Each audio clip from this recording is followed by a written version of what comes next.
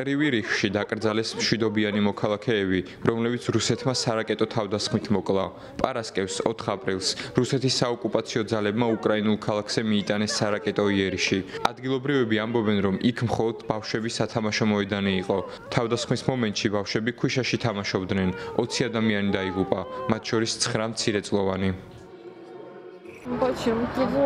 დავინახეთ, რომ საჰაერო თავდასხმა დაიწყო. დედას სურდა, რომ ფანჯარასთან მისულიყო და დაეყვირა, მაგრამ რაღაცამ შეაჩერა. ყველაფერი წამში მოხდა. აფეთქება არაა საშინელი, სულაც არა. ამის გაცნობიერებაა საშინელი. 10 წამში მამაჩემთან ერთად დაბლა ჩავედი და მაშინვე მივხვდი, რომ ყველაფერი უკვე დასრულებულიყო. დედა ფანჯრიდან იყურებოდა და მეკითხებოდა, რა ხდებოდა. მე-4 სართულზე ვცხოვრობთ. არ ვიცოდი, როგორ მეთქვა მისთვის, რომ ისინი ცოცხლები აღარ იყვნენ.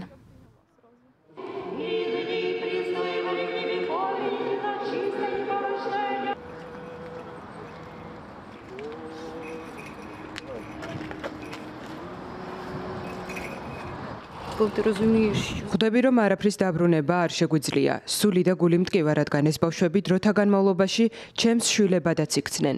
შენ მათი ცხოვრებით ცხოვრებას იწყებ. განიცდი მათ პრობლემებს, მათ კარგ და ცუდ განწყობებს.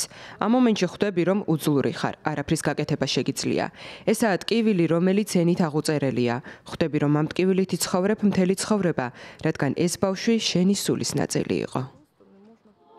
4 აპრილის რუსული იერიშის შედეგად არიან დაშავებულებიც. 70-მდე ადამიანი ამ დრომდე საავადმყოფოში რჩება. ზოგიერთის მდგომარეობა ძალიან მძიმეა. უკრაინაში გაეროს ადამიანის უფლებათა ოფისში ამბობენ, რომ ეს იყო ბოლო დროის ყველაზე სასიკვდილო თავდასხმა, რომელიც რუსეთმა უკრაინაზე მიიტანა.